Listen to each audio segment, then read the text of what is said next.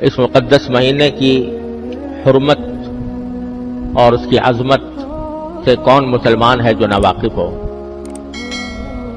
اللہ تبارک و تعالی نے اس مہینے کو پوری امت مسلمہ کے لیے سال بھر کے گناہوں کے کفارے کا اور درجات کی بلندی کا ذریعہ بنایا ہے۔ نبی کریم سرور دو عالم صلی اللہ علیہ وسلم رجب کا چاند دیکھ کر یہ دعا فرمایا کرتے تھے کہ یا اللہ ہمیں رمضان کے مہینے تک پہنچا دیجئے، یعنی ہماری عمر اتنی کر دیجئے کہ ہم اپنی زندگی میں رمضان پالیں۔ تو وہ مہینہ آنے والا ہے اور اللہ تبارک و تعالیٰ کی رحمتوں کی گھٹائیں برسنے والی ہیں، اس کی پہلے سے کچھ تیاری کرنے کی ضرورت ہے۔ رمضان المبارک کا مہینہ ہر سال آتا ہے اور گزر جاتا ہے، لیکن ہمیں کوشش یہ کرنی چاہیے کہ اس رمضان کے ایک ایک لمحے سے، اس کی ایک ایک ساعت سے صحیح فائدہ اٹھائیں، کیونکہ آدمی غفلت کی حالت میں مہینہ شروع کر دیتا ہے اور باتیں آج سے کل پر اور کل سے پرسوں پر ٹلتی چلی جاتی ہیں۔ اس لیے اس بات کی ضرورت ہے کہ شروع ہی سے، رمضان شروع ہونے سے پہلے آدمی اس کی تیاری کرے۔ یہ مہینہ یوں تو روزوں کا مہینہ ہے، رات کے وقت میں تراویح اس میں سنت مؤکدہ قرار دی گئی ہے، لیکن ایسا لگتا ہے کہ یہ پورا کا پورا مہینہ در حقیقت مسلمانوں کو ایک نئی زندگی دینے والا مہینہ ہے۔ 11 مہینے تک ہم لوگ اپنی دنیاوی مصروفیات میں لگے رہتے ہیں اور ان مصروفیات کی وجہ سے بسا اوقات ہم پر غفلت طاری ہوتی رہتی ہے اور اللہ جل جلالہ کے ساتھ جو مضبوط تعلق ہونا چاہیے تھا وہ کمزور پڑ جاتا ہے۔ اس واسطے اللہ تبارک و تعالی نے یہ مہینہ اس غرض کے لیے بنایا ہے کہ جو لوگ سال کے 11 مہینوں میں اللہ تبارک و تعالی کے تعلق سے دور چلے گئے ہیں، ان کو اس مہینے میں قریب لایا جائے اور اللہ تبارک و تعالی کی محبت، اس کی خشیت، اس کا تعلق، اس میں اضافہ ہو۔ اور در حقیقت یہ مہینہ اس لیے بھی بڑی اہمیت رکھتا ہے کہ اگر غور سے دیکھا جائے تو یہ ایک ٹریننگ کورس ہے جس سے ہر مسلمان کو گزارا جاتا ہے۔ یہ ایک تربیت کا زمانہ ہے، یہ اپنی روح کو بالیدگی، اپنی روح کو تازگی دینے کا مہینہ ہے، یہ اللہ تبارک و تعالیٰ کی رحمتوں کو متوجہ کرنے کا مہینہ ہے، یہ اللہ تبارک و تعالیٰ کے ساتھ مضبوط تعلق قائم کرنے کا مہینہ ہے، یہ اس بات کا مہینہ ہے کہ انسان اپنے آپ کو گناہوں سے بچنے کی عادت ڈالے اور اس کی تربیت حاصل کرے۔ روزہ بذات خود بہت عظیم عبادت ہے، لیکن اس کا ایک بہت بڑا مقصد یہ ہے کہ انسان کو اپنی نفسانی خواہشات پر قابو پانے کی عادت پڑے۔ اسی لیے قرآن کریم نے یہ فرمایا کہ یا ایھا الذین آمنوا کتب علیکم الصیام کما کتب علی الذین من قبلکم لعلکم تتقون۔ روزے ہم نے تم پر اس لیے فرض کیے ہیں تاکہ تمہارے اندر تقوی پیدا ہو۔ تقوی کس چیز کا نام ہے؟ تقوی اس کو کہتے ہیں کہ آدمی کے دل میں کوئی غلط خواہش پیدا ہو رہی ہے، غلط جذبہ پیدا ہو رہا ہے، دل میں برائی کی امنگ پیدا ہو رہی ہے، برائی کا میلان پیدا ہو رہا ہے، لیکن آدمی اللہ تبارک و تعالی کی عظمت کو، اس کی خشیت کو، اس کے جلال کو مد نظر رکھ کر اپنی اس خواہش کو دبا دے، اپنی اس خواہش کو کچل دے، اللہ کے لیے کچل دے۔ اس کا نام ہے تقویٰ۔ کہ دل میں خواہش پیدا ہو رہی ہے کہ میں اپنی نگاہ کو غلط استعمال کروں اور اس کے ذریعے کوئی گناہ کی چیز دیکھوں، لیکن آدمی یہ سوچتا ہے کہ میں اللہ کا بندہ ہوں، اللہ تبارک و تعالیٰ مجھے دیکھ رہا ہے، میری ایک ایک نقل و حرکت اس کی نگاہ میں ہے اور کل کو مجھے اپنی ایک ایک نقل و حرکت کا جواب بھی دینا ہے۔ من یعمل مثقال ذرۃ شرا یرہ، ایک ذرے کے برابر بھی اگر میں نے کوئی گناہ کیا تو مجھے آخرت میں اس کا جواب دینا ہوگا. یہ سوچ کر آدمی اپنی نگاہ کو روک لے. دل میں جھوٹ بولنے کا، غیبت کرنے کا داعیہ پیدا ہو رہا ہے. مجلس جمی ہوئی ہے اور جمی ہوئی مجلس میں غیبت ہو رہی ہے اور میرا بھی دل چاہ رہا ہے کہ میں بھی اس کے اندر کوئی حصہ ڈالوں. لیکن آدمی اس وقت اللہ تبارک و تعالیٰ کی عظمت کو، اس کی خشیت کو، اس کے جلال کو دل میں لا کر اپنے آپ کو اس سے روک لے، تو یہ تقویٰ ہے. تو اللہ تبارک و تعالیٰ فرماتے ہیں کہ ہم نے روزے تم پر اس لیے فرض کیے ہیں تاکہ تمہارے اندر تقویٰ پیدا ہو، کیونکہ روزے کے ذریعے تقویٰ کی تربیت دی جاتی ہے.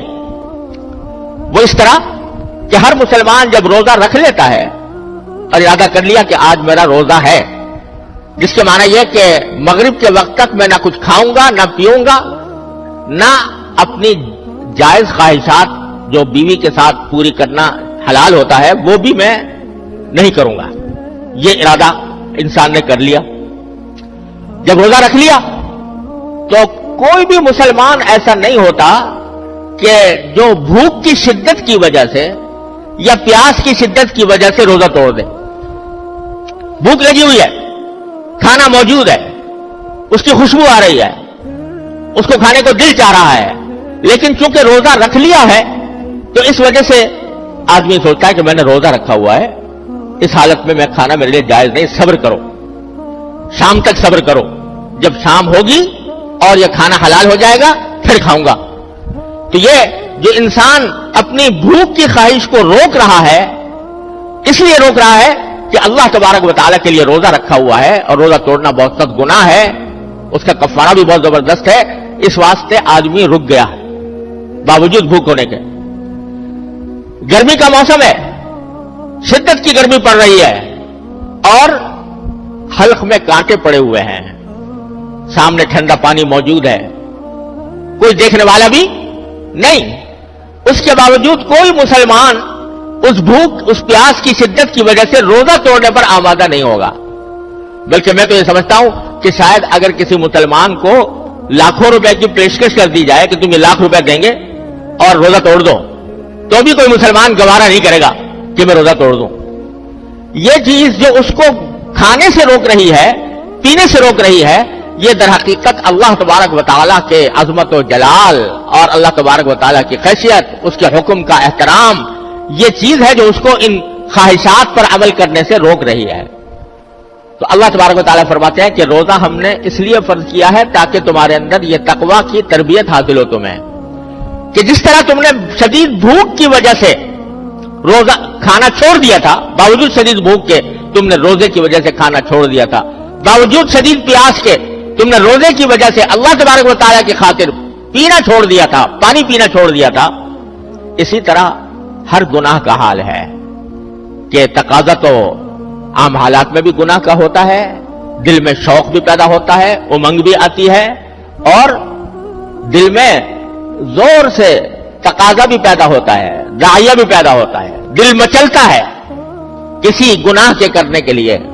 لیکن جس طرح تم روزے کے اندر اس خواہش کو ہمارے لیے، میرے لیے دبا دیتے ہو، کچل دیتے ہو اور گناہ کا ارتکاب نہیں کرتے، اسی طرح یہ عادت تمہیں پڑنی چاہیے اپنی عام زندگی کے اندر بھی، کہ عام زندگی میں بھی جب تمہارا دل کسی گناہ کے لیے مچلے تو تم اس کو اللہ کی خاطر اس کو دبا دو اور اس پر عمل کرنے کے بجائے اللہ تبارک و تعالیٰ کی اطاعت کرو، تقویٰ کی زندگی گزارو. اس لیے ہم نے یہ روزے فرض کیے ہیں تمہارے ذمہ. اس لیے میں کہہ رہا ہوں کہ یہ رمضان کا مہینہ یہ ایک تربیت کا کورس ہے جس سے ہر مسلمان کو گزارا جا رہا ہے. تو اس تربیت کے کورس سے صحیح فائدہ اٹھانے کے لیے یہ بات ضروری ہے کہ ہم پہلے سے اس کی تیاری کریں. تیاری کیا کریں؟ تیاری یہ کریں کہ سال کے 11 مہینے ہم اس طرح گزارتے ہیں کہ ہمارے صبح و شام کے زیادہ اوقات دنیاوی کاموں میں گزرتے ہیں، پیسہ کمانے میں، تجارت میں، ملازمت میں، زراعت میں، کھیتی باڑی میں، اور اپنے لیے روزگار کی تلاش میں، اور اپنے لیے اپنی جسمانی لذتیں حاصل کرنے کی فکر میں. اس کام کے لیے اس کام میں گزرتے ہیں زیادہ تر اوقات. اور اگر کوئی آدمی فرائض شریعہ کا پابند بھی ہو تو ذرا اس بات کا تناسب دیکھو کہ 24 گھنٹوں میں سے کتنا وقت وہ عبادت کرتا ہے. اگر 5 نمازیں بھی پڑھتا ہو پابندی سے تو ساری 5 نمازیں ملا کر مشکل سے گھنٹہ 1.5 گھنٹہ اس کا عبادت میں صرف ہوتا ہے. وہ بھی اس طرح کہ دل کہیں اور دماغ کہیں. اللہ تعالیٰ کی طرف رجوع ہونے کا جو خشوع کا تقاضا ہے وہ پورا نہیں ہوتا، کیونکہ چکی چل رہی ہے دماغ کے اوپر دنیاوی مشغلوں کی. اس واسطے نماز میں بھی آ کر کھڑے ہوئے تو اللہ اکبر ضرور کہہ دیا اور نیت ضرور باندھ لی، لیکن دماغ چل رہا ہے دنیا کے ان مشاغل کی طرف جن کو چھوڑ کر آئے تھے اور جن کی طرف دوبارہ واپس جائیں گے.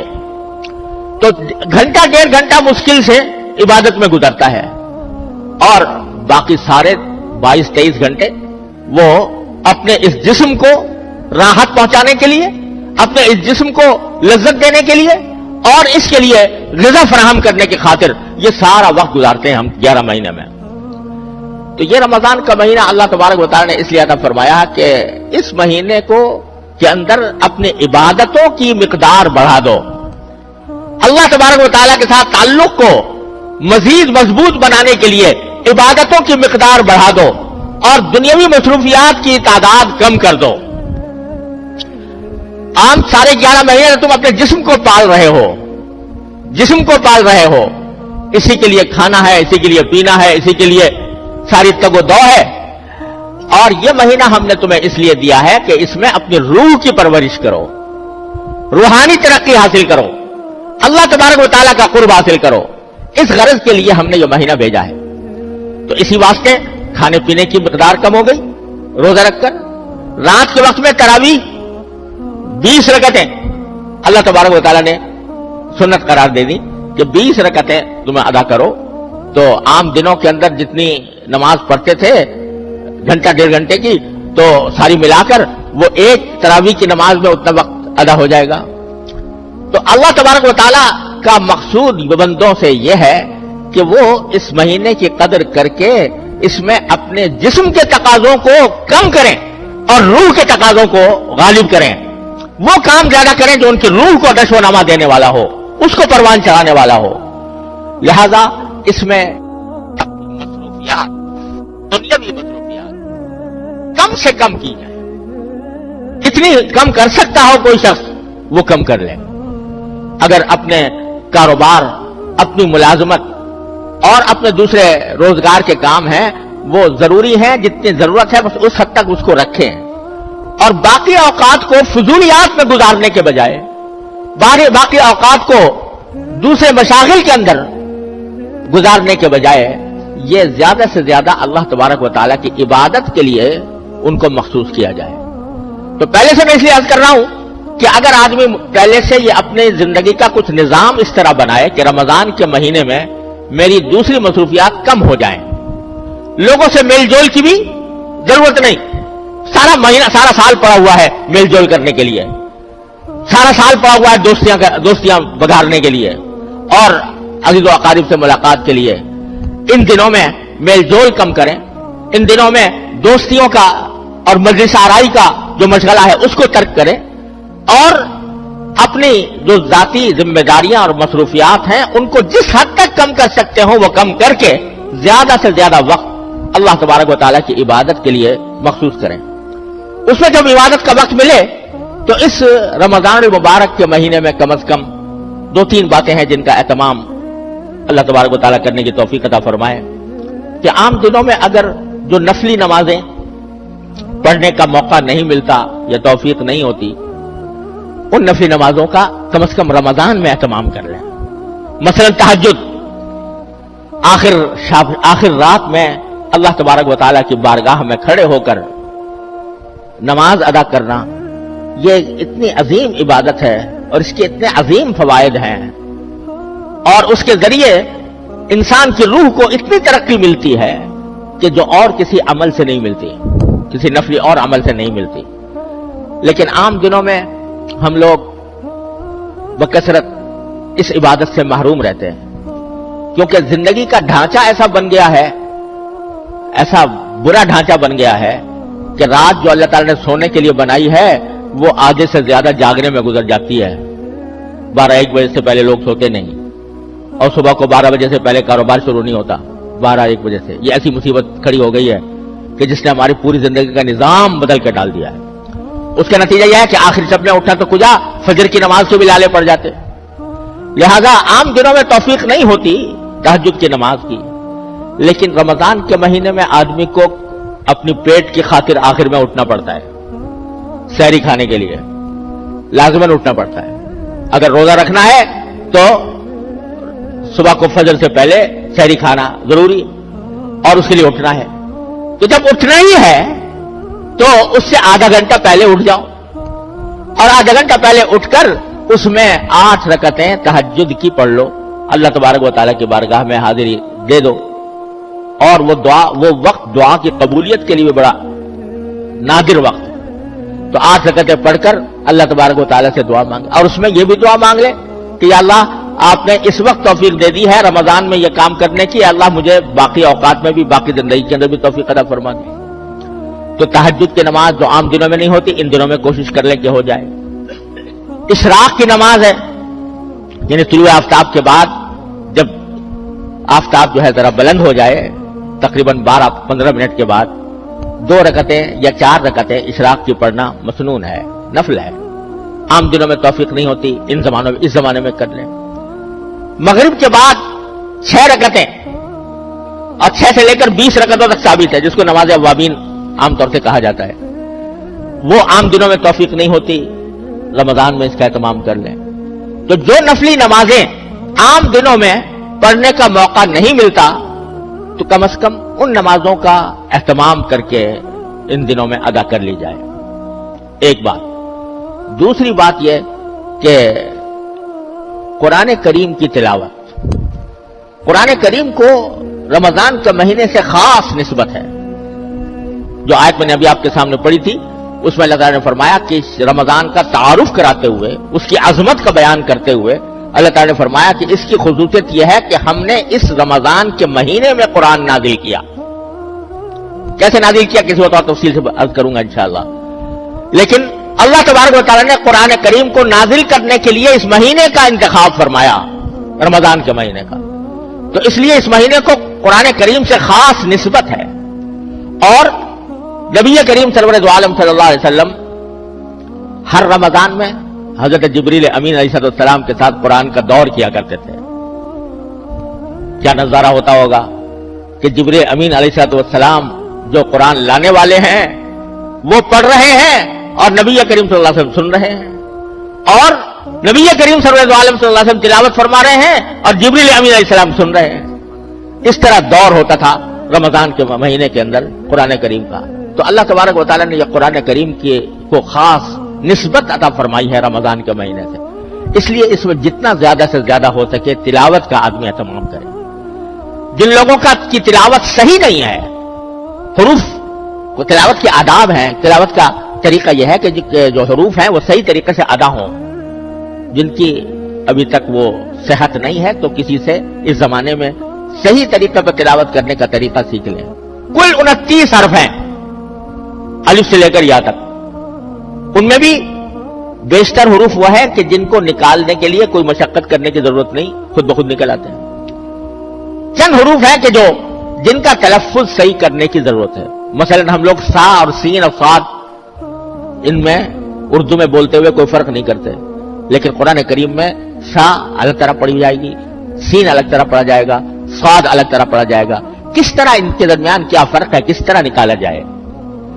زال اور زا اور غا اور غاد, یہ 4 حروف ہیں, ان کے اندر کیسے فرق کیا جائے, کس طرح کو صحیح نکالا جائے, یہ ہر مسلمان کے ذمے اس کا سیکھنا فرض عین ہے. لوگ اس میں بڑی غفلت میں مبتلا ہیں, جیسا چاہا قرآن شریف پڑھ لیا, لیکن یہ فرض عین ہے کہ آدمی اس کو صحیح تلفظ کے ساتھ پڑھنے کی کوشش کرے. تو اگر کسی کا تلفظ صحیح نہیں ہے تو اس رمضان کے مہینے کے اندر اس کا تلفظ صحیح کر کے تلاوت کا زیادہ سے زیادہ وقت جو ہے وہ تلاوت میں گزارا جائے. تیسری بات یہ کہ یہ اللہ جل جلالہ کے ساتھ تعلق قائم کرنے کا مہینہ ہے, لہذا اس میں ذکر جتنا زیادہ ہو سکے, کثرت سے ذکر, چلتے پھرتے اٹھتے بیٹھتے کوئی نہ کوئی ذکر زبان پر رہے، اور اس میں سب سے اچھا یہ ہے، یوں تو جو بھی ذکر زبان پر آ جائے، سبحان اللہ، الحمدللہ، درود شریف، استغفار، جو ذکر بھی زبان پر آ جائے، لیکن تیسرا کلمہ سبحان اللہ والحمدللہ ولا الہ الا اللہ واللہ اکبر ولا حول ولا قوت الا باللہ العلی العظیم، اس کے بڑے عظیم فضائل ہیں۔ رمضان المبارک کے مہینے میں جتنا ہو سکے اٹھتے بیٹھتے چلتے پھرتے کھاتے پیتے ہر حال میں اس ذکر کی کثرت کی جائے۔ اور بھائی چوتھی بات یہ کہ اللہ تعالیٰ نے یہ مہینہ دعاؤں کا مہینہ بنایا، دعاؤں کا مہینہ، کہ اس میں اللہ تبارک و تعالیٰ کی طرف سے دعا کی قبولیت کے دروازے کھلے ہوتے ہیں۔ تو دعائیں کثرت سے کرو اللہ تبارک و تعالیٰ کے بارگاہ میں۔ اور اللہ تعالیٰ کی رحمت یہ ہے کہ اگر اپنے کسی دنیاوی مقصد کے لیے بھی دعا کرو گے، وہ بھی اللہ تعالیٰ کے ہاں عبادت لکھی جاتی ہے، اس پر بھی اجر و ثواب ملتا ہے۔ آپ کہو یا اللہ میرا قرضہ جلدی ادا کرا دیجئے، تو دعا تو مانگ رہے ہو اپنا قرضہ ادا کرانے کی، لیکن اس عمل کے اوپر براہ راست اس دعا کے اوپر ثواب مل رہا ہے۔ قرض جب ادا ہوگا، لیکن اس دعا کرنے سے فوراً تمہارے نام اعمال میں ایک عظیم نیکی کا اضافہ ہو گیا، اس پر اللہ تعالیٰ جزا عطا فرمائیں گے۔ الدعاء هو العبادہ، ایک حدیث میں فرمایا گیا، دعا بذات خود عبادت۔ اپنے روزگار کے لیے دعا مانگ رہے ہو، اپنی معاشی خوشحالی کے لیے دعا مانگ رہے ہو، لیکن یہ دعا بذات خود عبادت لکھی جا رہی ہے اللہ تبارک و تعالیٰ کے ہاں سے، اس کا اجر مل رہا ہے۔ تو دعاؤں کی کثرت۔ اور بزرگوں کا ایک معمول یہ رہا ہے کہ عصر کے بعد آدمی اگر مسجد میں نماز پڑھنے کے لیے جائے تو اگر وہیں پر اعتکاف کی نیت سے بیٹھ جائے مغرب تک، اور اس میں جتنی تلاوت کی توفیق ہو تلاوت کرے، کچھ ذکر کرے، دعائیں، مناجات مقبول جو نبی حضرت حکیم الامت مولانا شبلی صاحب تھانوی رحمۃ اللہ علیہ کی مناجات ہے، دعاؤں کا مجموعہ ہے، وہ پڑھے، اور پھر باقی وقت اللہ تعالیٰ سے اپنے حاجات مانگنے میں گزار دیں یہاں تک کہ افطار ہو جائے۔ تو اس کے ہمارے بزرگوں کا یہ معمول رہا ہے، اور اس معمول سے کہ بڑے انوار و برکات ہیں۔ تو کوشش کی جائے کہ اپنے اوقات کو زیادہ سے زیادہ فارغ کر کے جتنا وقت مل سکے وہ اللہ تعالیٰ کی عبادت میں صرف کیا جائے، تو انشاءاللہ اللہ تعالیٰ کی رحمت سے امید ہے کہ یہ رمضان ہم سب کے لیے خیر و برکت کا ذریعہ بنے گا، ہمارے گناہوں کی مغفرت کا ذریعہ بنے گا، ہمارے لیے انشاءاللہ ترقی درجات کا ذریعہ ہوگا۔ اللہ تبارک و تعالیٰ اپنے فضل و کرم سے اپنی رحمت سے ہم سب کو اس کی توفیق عطا فرمائے۔ وآخر دعوانا الحمدللہ رب العالمین۔